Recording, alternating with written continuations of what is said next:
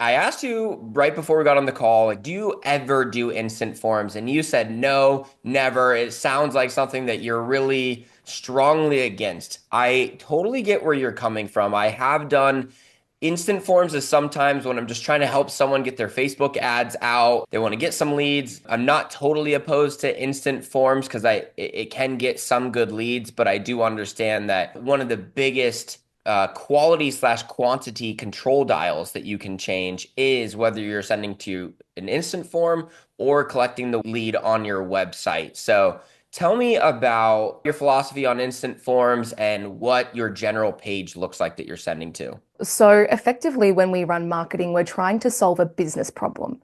And sometimes our clients might say, I want more leads, I want more leads. But really, what they want is more buyers. And so with instant forms, it's very easy to say, look, I'm getting you CPLs for $6, $10, $20, whatever. They're really cheap. But the thing about cost per lead, CPL, is it doesn't affect the P&L, the profit and loss. So what we do in my agency is we're actually tracking down to the CPA, we're tracking lead to sales time, and we're tracking CPA ideally. So all we do is focus on lead generation, high ticket lead gen. I've worked in ecom, whatever, but lead forms is obviously lead gen. Now, what happens is when a client is running a lead form ad, and I hotly debate this with many media buyers, so I'm sure there's a lot of media buyers that disagree. The beautiful thing about marketing is there's not one way to do it, right? However, I do think lead form ads need to die and they should be replaced with what I call a digital appointment setter. And I'll talk about the layout like that you just asked in a second. But effectively, what we see with these lead form ads is other clients, they come to us from other agencies and they're running these lead form ads. The leads suck, they're no shows, they're wasting clients' time. Yes, you as a marketer are ticking the box and getting leads, but you're not actually solving the problem for a business. And that's why someone's coming to you so that they can actually make money.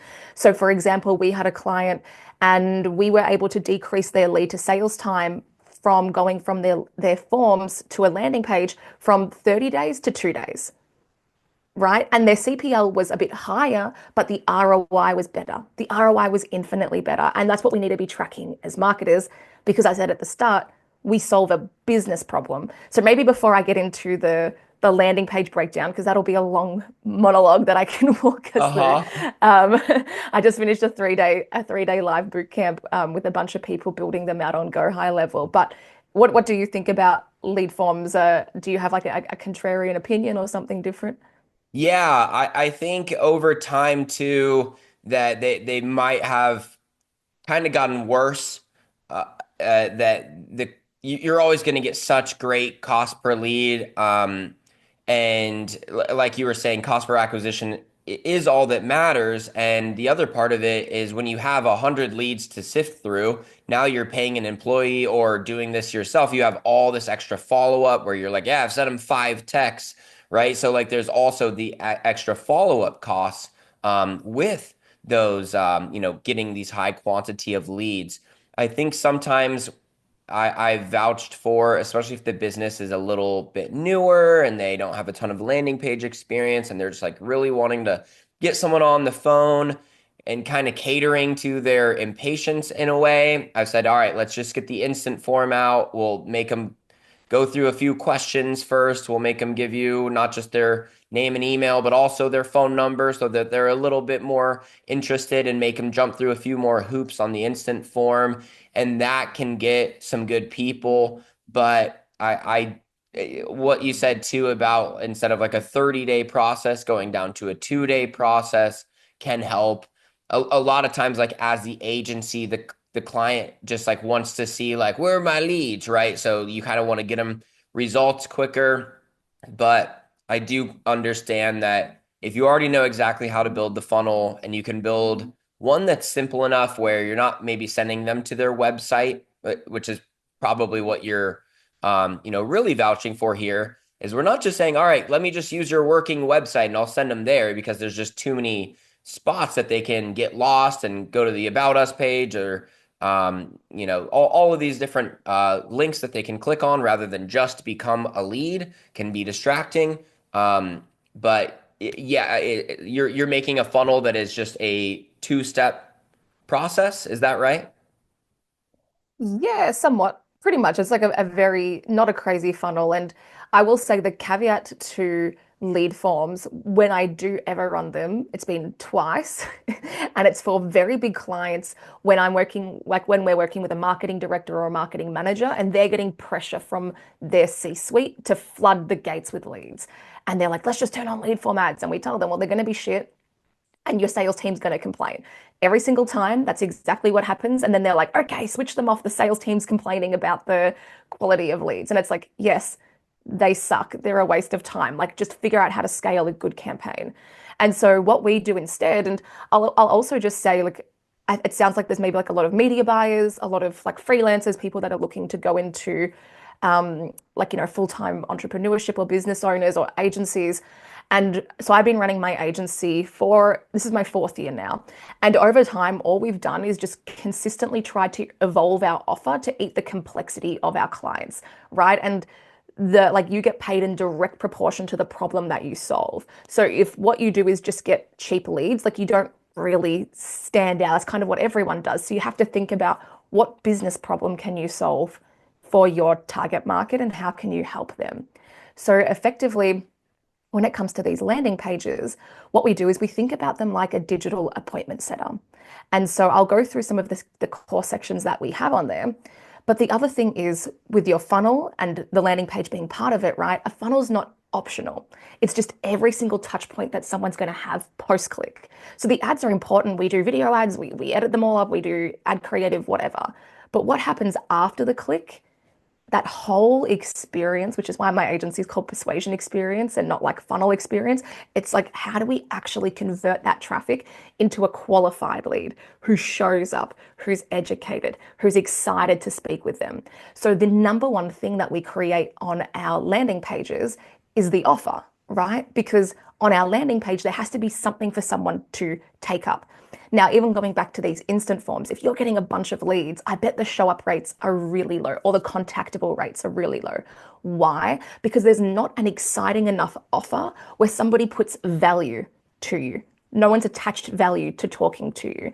So what happens is when you can't contact anybody or you're getting no-shows, you haven't built enough excitement, enough anticipation, enough value. So when we're doing our offers, either for Facebook ads or Google ads or any ad platform or any traffic source, they can be in one of two categories. It's either a consultation offer or it's a ready now offer. That's basically the two types you can do.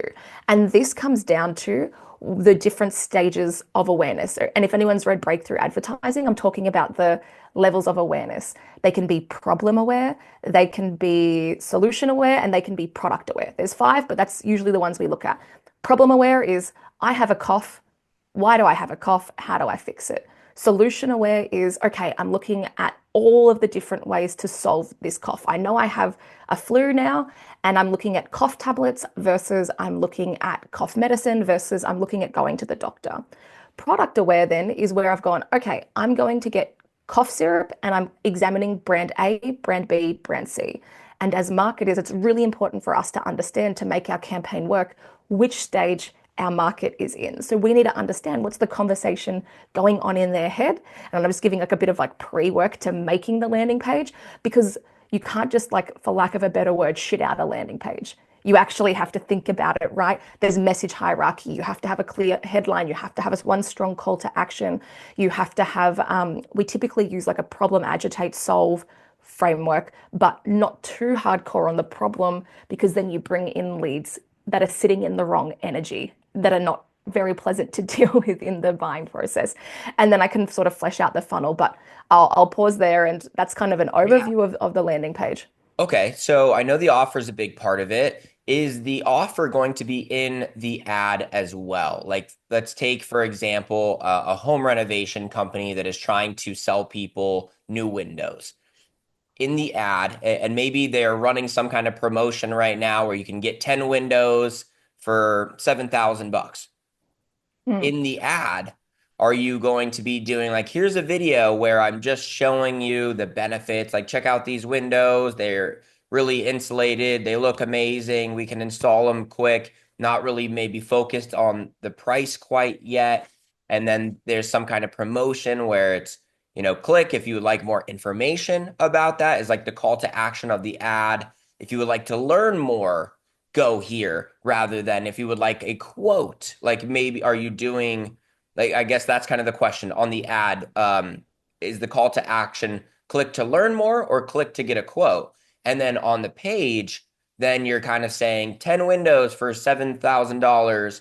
And then maybe do you typically have a video from the owner that's like a couple minutes long? And yeah, I've got more questions there, but I'll stop there. Cool. There's a few there. So effectively, when it comes to the ad level, if we're more focusing on Facebook ads, it has to mirror what's in the landing page, right? So home renovations, home remodelers. I've worked in that market before. And when we do a Facebook ad, we have to think, okay, what level are they in their stages of awareness? And when we create an offer, what is the next micro step? So I'll talk about this one and I'll come back to your window example in a second. But for example, when we worked with this client, they are Dallas's number one home renovation and remodeling company, and they help women and families to stay in their homes instead of moving, right? But what we had to do was we saw everybody else in the market was running their offer to a free quote. But when we actually research the market, which is the most important thing, do you understand the target market, right? Marketing's just inputs and outputs, garbage in, garbage out. So a lot of marketers aren't spending time to truly understand the target market and to crawl in their mind and understand what's going on up in here right now. How do I enter that conversation right now? And so for us, when we were doing this campaign, and we were like, okay, so what we're seeing is there's a lot of horror stories in the market, right? It's very male dominated, talking to a female audience. And what they're all pushing to is to get a quote. However, we know the target market.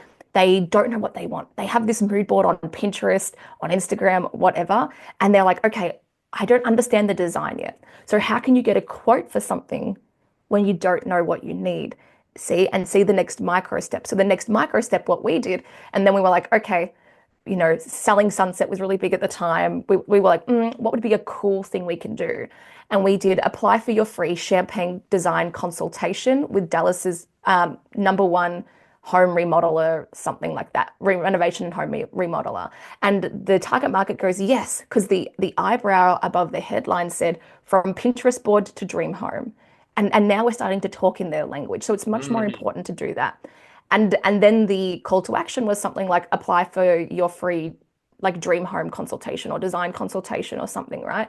Whereas competitors were going out to market saying, get a free quote, get a free quote. The problem is with Facebook ads, which is a colder temperature of traffic, the people we were talking to weren't in product aware. They weren't looking at home remodelers yet. They were stuck back here. I want to stay in my home. I have some ideas on design. Can you help me get to that next level? So then at the ad level, we'll test a lot of different things, right? Like a lot of different call to actions.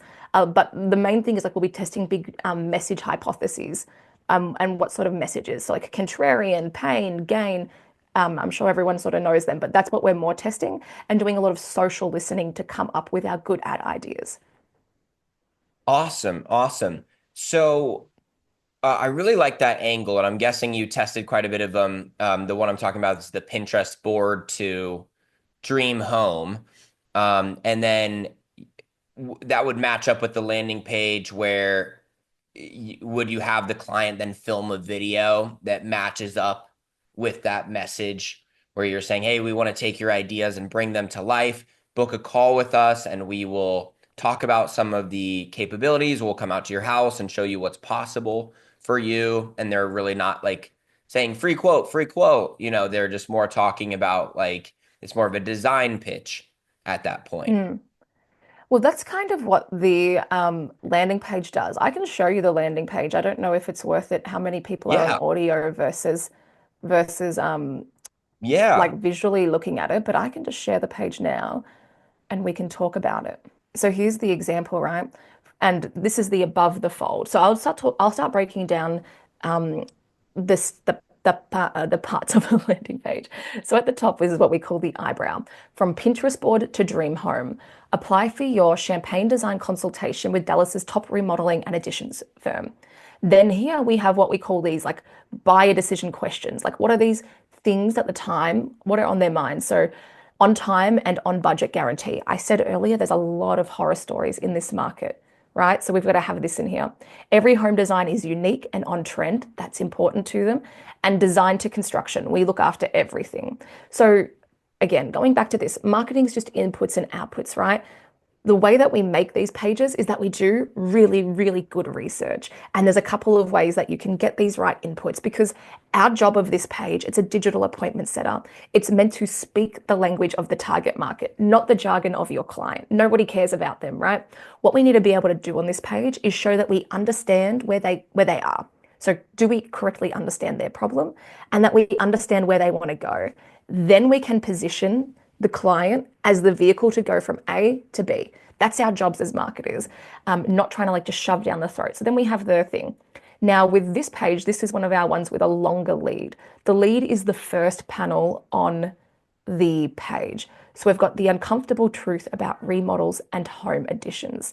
Dear fellow homeowner, you're here right now because you want to remodel, redesign, or maybe even totally reimagine your home. You have a vision, blah, blah, blah. So we're starting to show that we understand them, right? But you're rightly wary of hiring the wrong firm or contractor to go on this remodeling journey. You've heard the stories about projects going over on time, blowing their budgets. Anyway, so this entry lead goes through problem, agitate, solve. If you ever use like Microsoft Clarity or any of those platforms that record clicks and record scroll depth, you'll know that most people get like 30% of people might get to here. So this is why we do these longer leads on Facebook ads campaigns where we'll go, hey, we understand your problem. We know where you want to go. Here's our solution. Book a call if this is something of interest of you. And then for those who go down further, the page will be more fleshed out. Again, like our digital salesperson, starting to think about what objections might they have. How can we show them that we are for them? Awesome stuff. Um, so you've got it where right at the top of the page they can become a lead if they're already ready. If they're not, keep reading on. Then you can become a lead. You got another button. If you're not ready yet, Mm-hmm. keep going. You can learn more about us. You don't have a video on here, but am not fully surprised to not see it because I know that that is a pain in the butt as soon as you're like, hey, client, I need you to make this video. And then maybe you have to switch your marketing angles and everything. Is part of the reason why you don't have a video here because you want to have control of the messaging where you can just change the text at any point and you can split test landing pages a lot easier. And or is it also because it just kind of distracts the client too much to have them watch something that long? It can be great to have a video, and especially like this client has a beautiful Instagram, right? And they're Uh-huh. really, really good on video, etc.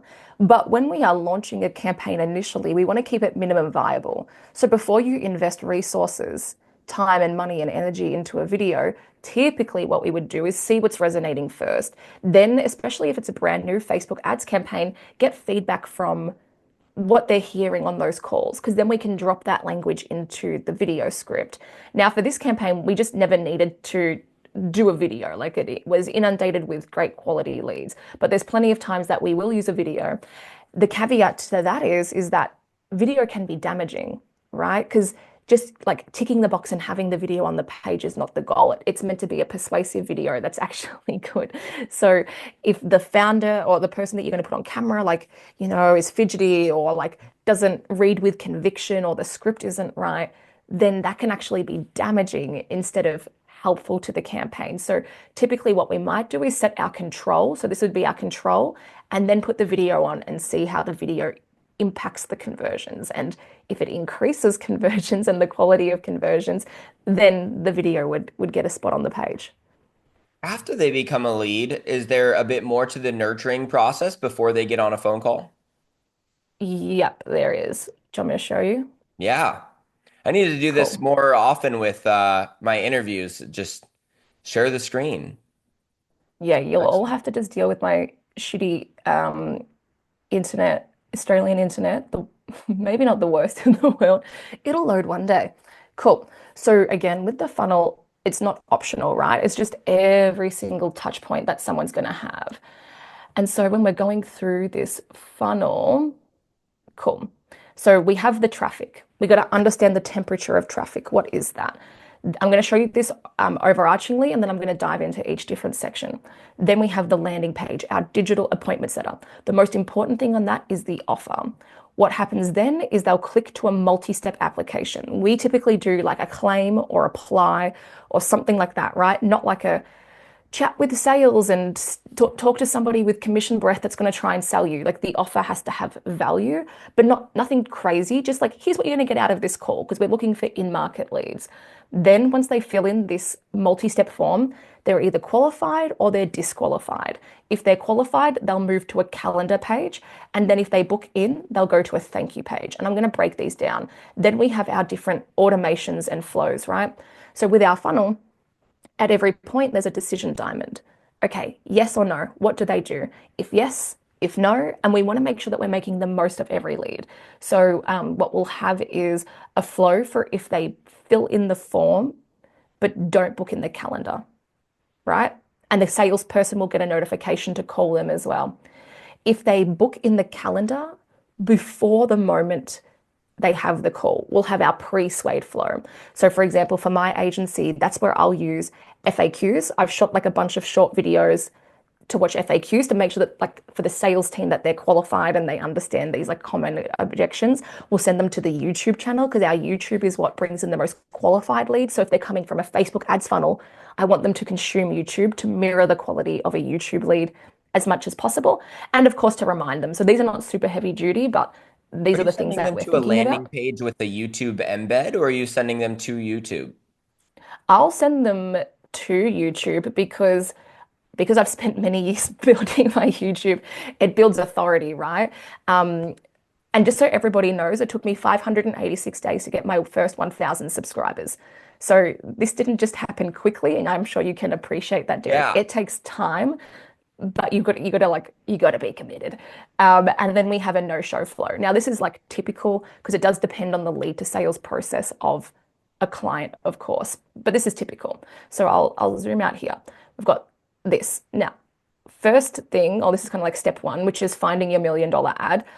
I won't go too much into this, but basically, like epic creative is where it's at. Media buying, sure, like you can get some wins, but creative, I think we all know this is just becoming more and more important. So we're testing video ads, story copy, long form copy always works for us. Ad stills and then like UGC and really cool AI ads. And then what we do is we test these really big, different big swings. So this is just some launch concepts for a client, just like on a pretty small minimum viable budget. And we'll have like these new styles, comparison styles, native communication, ugly ads, testimonial images, blah, blah, blah. Like we'll be testing a lot. And at the start, as you guys would know, that means that the testing budget's very high, not the scaling budget. So you're not getting like the best results at the start. We've already sort of gone over this, but we want to then make sure that we have this landing page to send the traffic to. And the most important thing here is making sure that it's congruent with the ad and it has a really strong offer. So this is another one that we ran for a client. I'll quickly show you. This one's still running. So this landing page, it's for a smaller client. This made 500K in 8 months. I have a video breaking this down on my channel and an interview with this person. But effectively, the offer was this domino investment property strategy. And we came up here with their proprietary system. So how does he get proven repeatable results? Happy to break that down, but I don't want to go on a side quest. And then, for example, here in finance, it's get up to 500K, apply today and get pre-approved in just 24 hours. So earlier I was talking about offers, how there's consultation offers and how there are ready now offers. This was for a Google Ads campaign and it's a ready now offer, right? And then same for this finance one. In any case, moving down the funnel, then we have our qualification and booking system. So we have the ad to the landing page. Now what? They click a button. Then what? So what we want to do is remember that the goal is not leads. The goal is qualified leads that turn into buyers and to not be afraid to disqualify. So we've tested out straight to calendar and then they fill in the information. We've tested form to calendar, so like a pop-up form to calendar. And then we've also tested multi-step to information to calendar. Typically, this is what I prefer as the control, being the multi-step to information to calendar, but it is actually different for every industry. So we have to test out what is going to be the best. So that's the qualification and the booking system, and then the thank you page. So this is one of the pages in the funnel that are the most slept on. Because when we have our thank you page, it's a chance for us to future pace and congratulate them and get them to do something else and get them to be more qualified and more educated. So you can see here on this thank you page, we never say thank you because that sounds like they've just done something for Yeah. you, right? With congratulations, you're Mm. one step closer to dream outcome, which is for this hair restoration doctor is getting your hair back and regaining your confidence. Video of this doctor, FAQ questions, then getting them to add it to the calendar and some testimonials. And then there's the email and the SMS nurture that we just went through. So that was a big information dump, but effectively add to landing page, to qualification system, to thank you page, and then your three email nurtures, the no-show, filled form didn't book, and then the pre-swayed flow booked before they have the meeting. Awesome, awesome, awesome stuff. So, let me ask you as an agency too, because this is obviously a lot of setup. Be like you probably, do a few team meetings and really dial in all of this messaging, and it's quite the build out before you get ads going for a client. I bet when they see something like this, though, that they're super into like, all right, I want to work with you. Yes, this makes a lot of sense. Like I think this pitch right here, you just showing them all of this. It also makes them like, okay, never mind. I'm not going to do this myself. I know that now. Um, the complexity of it. But how can I ask, like, how do you charge as an agency? I'm one that I really like charging by performance when I can. It's a lot easier for e-commerce than it is for lead-based businesses, though, Mhm. especially when there's this much build out and you're relying on their sales team being good. Do you do performance based or do you do a set price? So we have a set price for building this initial machine. So we do all of the research, all of the strategy. And by this, I mean, I wonder if I can find it. I can't find it. That's okay. I was going to show you one of our strategy documents, but like we're going in depth onto the target market. We're listening to sales calls. We're creating like this whole fleshed out persona. We're creating the messaging. We're figuring out the positioning. We're figuring out the offer. So there's a lot of strategy, right? And it's just research, strategy, execution, launch. So in any case, there's this, we have to set up this infrastructure. And then there's the month to month, which might be more what you're talking about. And for our month to month, we do percentage of ad spend, which basically for us, it's like the kinds of clients who come to us. There's clients who want to go from 0 to 1, and there's ones that want to go from 1 to 100. And so the people who come to us are looking to profitably scale. They have very aggressive, ambitious growth goals, and they're spending, but they're capped because nobody's been able to figure out how to help them to spend more. And the problem is your traffic is worthless unless it converts. So that cap is coming from that they don't have the economics to scale. Once we plug this machine in, and then we will do more landing pages, more funnels, etc. That's when they actually have the economics to scale. So that we're incentivized to scale them, right? It's a percentage of ad spend. And then what they get though, just in case anyone's interested, is like, oh, well, what do they get? It's not just a media buyer. They'll get a creative, I don't know, I should say a senior strategist. They've usually come from running their own business. They've usually pumped at least $10 million in ad spend through. They're very, very, very smart. Some of them have been doing direct response since I was in high school. So I find very, very good pod leaders. In that pod, there's a funnel strategist and media buyer who's doing a lot of the CRO, the hands-on new ads, analysis of results, and just like coming up with new ads. There's a full-time ad creative person, video ads, ad creatives, etc. And then there's what we call the pod technician, the person doing a lot of the tech, maybe some of the junior media buying and getting a lot of that stuff done. So what the client is getting, and this is what I was talking about at the start of the call, like our value proposition has evolved over time.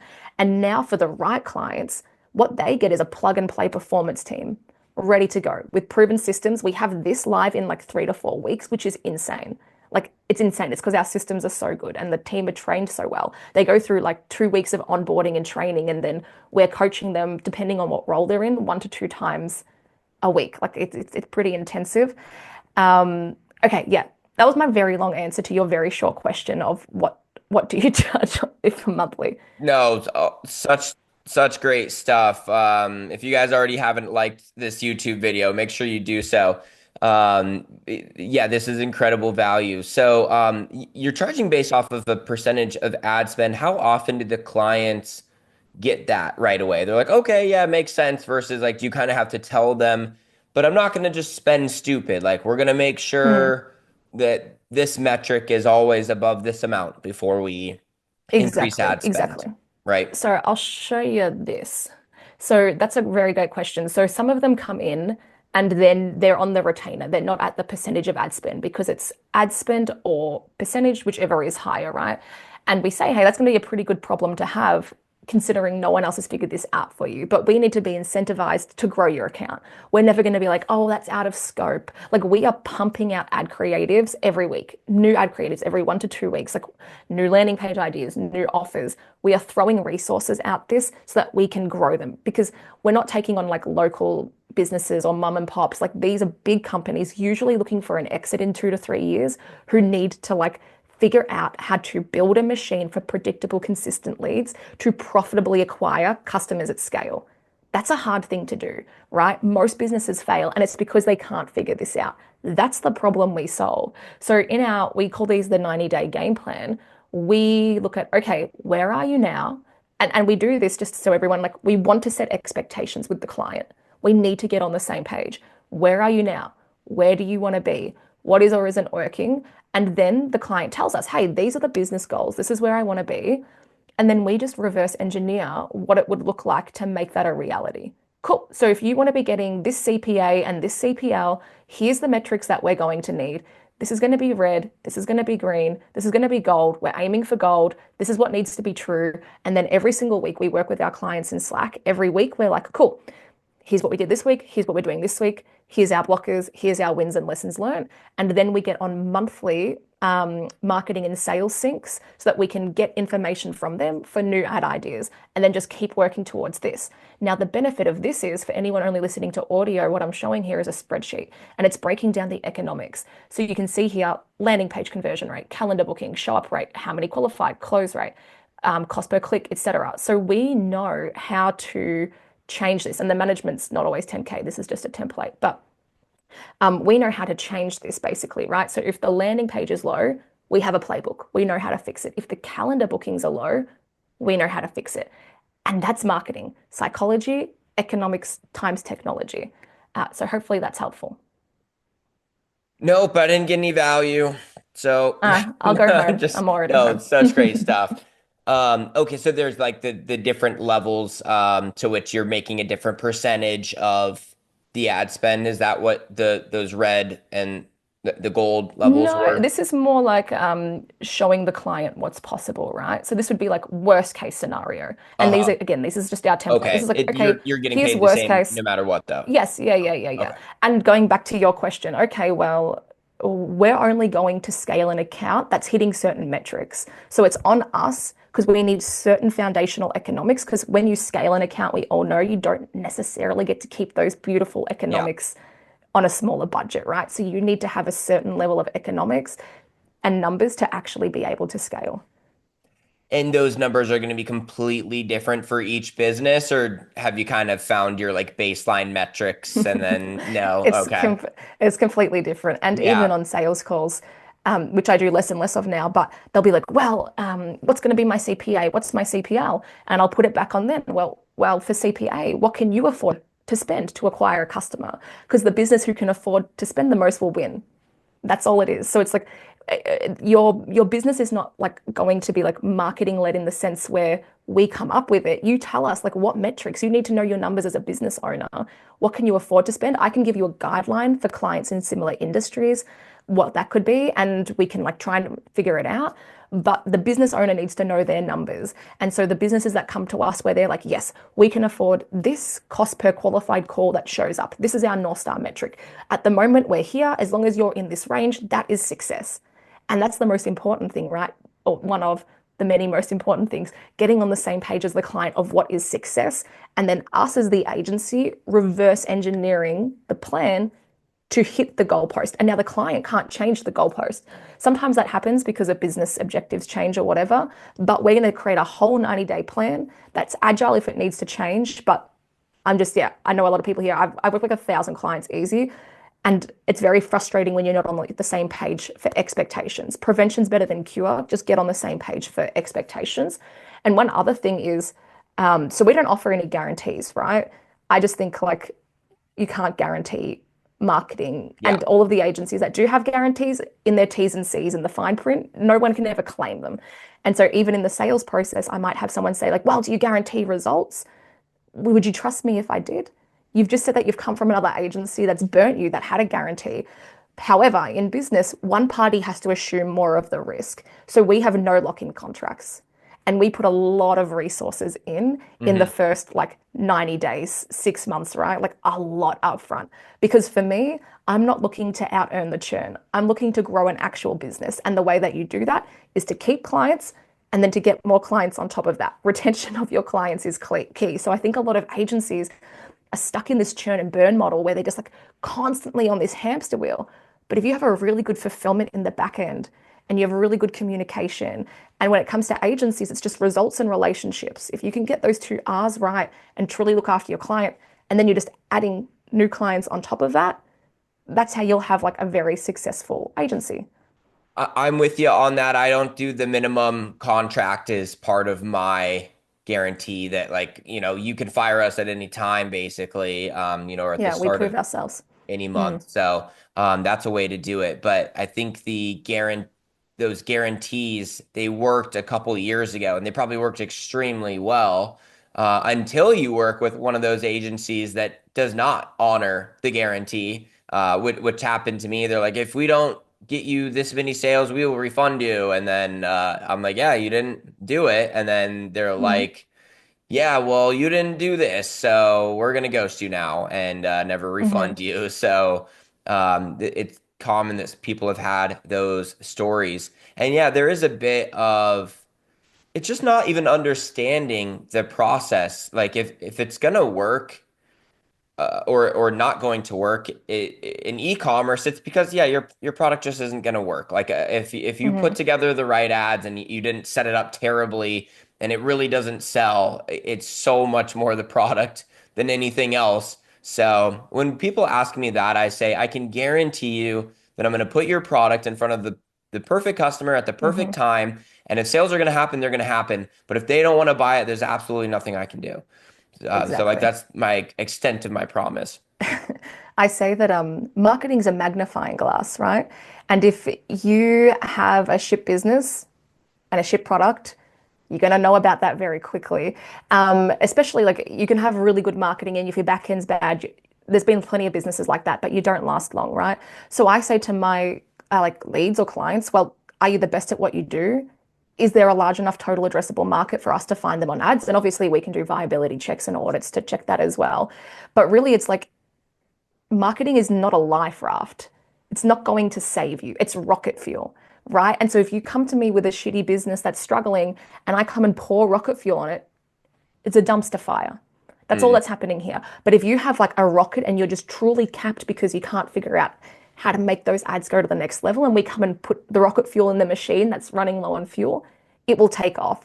And so I think a lot of the times, like in-house marketers or agencies, one, a lot of agencies just aren't very good. We all know that. There's like 54,000 of them in the States, and a lot of them are doing it for like passive income or something bizarre. And this is like the most non-passive income business I Yeah. can basic. Yeah. Like I'm up at 5 a.m. on a podcast. It's like it's not passive, it's active. And you gotta love it. But a lot of agencies like maybe don't know how to like manage client expectations. And I think it's something that just comes with time, like it has for me. And I think the sooner that you can do that and just be like push back on clients and know how to say no, right? Because even in our proposal, we say, we're not your waitress, we're your strategist. If you want to come and work with us and tell us what to do, we're not the agency for you. If you knew what to do, you wouldn't be coming to us to solve this problem. So we want to listen to you because you're the subject matter expert. But even for us, because we work in a lot of the similar niches, what we find is the clients have this curse of knowledge, right? And all they want to do is just talk about their product. And we have to be like, no, No one cares. This is what we're going to talk about. And Yeah. we can show you this from the research and the data. Yeah, it only takes one customer experience before you throw something in your contract that's like, you are not allowed to turn off the ads or mess with the ads, like once Mm-hmm. you hand over the Mm-hmm. keys. Because yeah, that is annoying. If you log on, I've had a client, they were like, yeah, I wanted to turn it off, so I deleted the campaign. And I'm like, oh my gosh, you know how much work you just Mm. took away. Like I'm like, no, it's this toggle button, and you still don't press that. You text me and I'll do it right away. You don't like delete because you didn't like the sound of one of the captions. So Yeah. it really is like expectations is always what uh, customer problems are going to be around. So luckily it is in your control, but sometimes you gotta have that problem come up before you know to set the expectation for the next one. Last question. It seems like Facebook ads is like what was part of that funnel that you showed us. Is that always where you are starting with pretty much every client is Facebook and Instagram ads? And then once that system's working, you say, all right, do you want us to add the Google ads or the TikTok or the other traffic sources? It really depends on the client. Typically, a client will come in one of two camps. One, they haven't started ads yet, but they're a successful business. Like you need to be doing minimum 1 million, but even then, we're looking for 3 to 5 million plus. And that means like your business is working. So maybe they haven't started ads before. Like we just brought in this awesome client in the legal space, and we're going to blow up their campaign. And we're actually going to do Facebook ads for that. It's a surprise. Stay tuned on my YouTube. I'll do a sick breakdown of that. But there's also some clients who come to us maybe in like the B2B lending niche where we would do Google ads first. Because that, even though it's really competitive, while there's a lot of competitors, it's not necessarily competitive, and we know we can make that work first if they're only going to do one channel. In a dream situation, they're doing both channels because it's a sphere of influence, etc. Anyway, this is meant to be a last quick question. Or they're coming to us with something already kind of working, and we're taking it to the next level, at which point we're being guided by the data, and they're usually giving us one or both ad channels to take over. And one more last quick question. So people can't work with you unless they're doing over 1 million for your done for you side. What do you offer? And then obviously, like, pitch whatever you want. For people who aren't quite there yet, do they just go to your YouTube? Do you have other resources for them? Yeah, so we do give like everything upfront and away for free. Like I'm here for it. I'm happy to help any other agency owner. I'm very passionate about landing pages and funnels. And like my mission or my broader mission is how do we help more businesses that are ethical, that genuinely help people to get their product into more hands. So for us, no scarcity mindset. We can't service all of the clients in the world, right? It's going to be a better world if we all do better marketing and agency owners have a better rep in the industry. So if you want more like DIY stuff, what I will do is I'll create a link at persuasionexperience.com/Derek, Derek. That's your name.